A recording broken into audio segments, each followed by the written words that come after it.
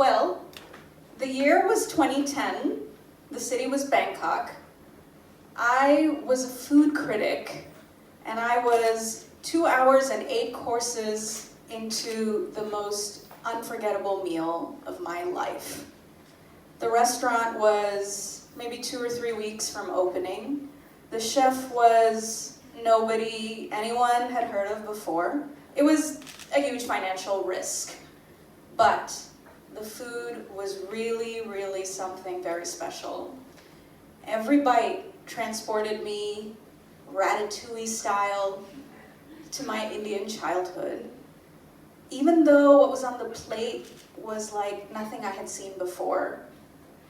There was a white, wobbly sphere that exploded in my mouth with the flavors of papri chaat. There was a heavenly mustard cloud that tasted just like Bengali kashundi. Just course after course of little surprises, little ecstasies. I was beside myself. And yet, the chef sitting across from me didn't look like he could be the deliverer of such exquisite foodgasms. He was stooped and bespectacled and nervous and sweaty. He had had a classical Indian training and had made traditional Indian curries in Bombay before coming to make traditional Indian curries in Bangkok. And then, all of a sudden, he had turned his back on all of that to pursue something very untraditional that had been burning inside him. He moved to Spain to train at El Bulli under the tutelage of Ferran Adria, which some of you may know is generally acknowledged to be the father of molecular gastronomy. Also, this guy could make Indian food unlike anything anyone had ever made before. So there we were. No-name chef and no-name food critic. Neither of us particularly authentic Indians. You see, just a few months before that meal, I had had to leave New York City and move back to Bangkok, back into my parents' apartment, and back into the proverbial closet. It's different in the Indian community. My parents warned me, begged me, "You can't be gay here," which I thought was quite an unreasonable and inconvenient paradox because, here I was. But I believed them. I believed that the only way you could be an openly queer Indian person was if you lived far, far away. And unfortunately, I had lost that chance, so there I was, back in the closet. Well, I'm glad you think it's hilarious, guys. It's funny now, but it wasn't.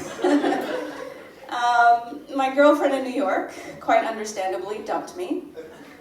And I was very heartbroken, and I had no one I could confide in. Meanwhile, uncles and aunties wanted to know if I had a boyfriend. Even though I looked like this, never underestimate the power of denial. But even then, I would just sort of smile and demurely say, "Oh, I'm waiting for the right guy on TG91." Or, "I'm building my career first, uncle, maybe later." But yeah, it was rough. I thought that maybe this twist of fate would make an authentic Indian out of me after all. And as it happens, authenticity was a big, hotly debated issue in the Bangkok food scene in those years. Around that time, the chef David Thompson had opened a Bangkok outpost of his Michelin-starred restaurant, Nam, which some of you may know about. And a lot of diners had vehemently decried the possibility that a white Australian chef could make real, authentic Thai food. Never mind that this person had devoted 20 years of hard work and passion to studying ancient royal recipe books, and that the food tasted exactly like a palace noblewoman might have made. Our Indian chef, going back to him, was also failing the authenticity test, but for slightly different reasons. All of the people who came to the restaurant expecting curries and naans and tandoori chicken would complain, but this isn't real Indian food. But not me. I knew the food was good, because I was a good food critic. And I also understood firsthand that authenticity is, and always has been, a shape-shifting thing.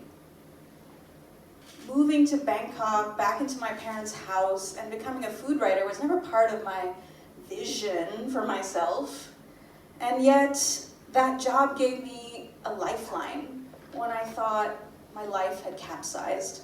And that job introduced me to first-time restaurant owners who inspired me with their tenacity to realize their visions and reinvent themselves.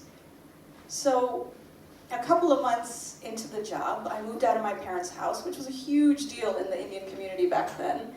I wrote pieces about the dining scene. I dated wonderful and not so wonderful women. Sorry, I'm just waving, I'm out of time, but please bear with me. Perhaps most importantly, I began living as an openly queer Indian person, and somehow the world didn't end. The foodies among you might realize that the chef in my story is Gagan Anand of Gagan, which went on to be the #1 restaurant in Asia for many years, and the #3 restaurant in the world, and winner of 2 Michelin stars. But before all that, he got 5 stars from me.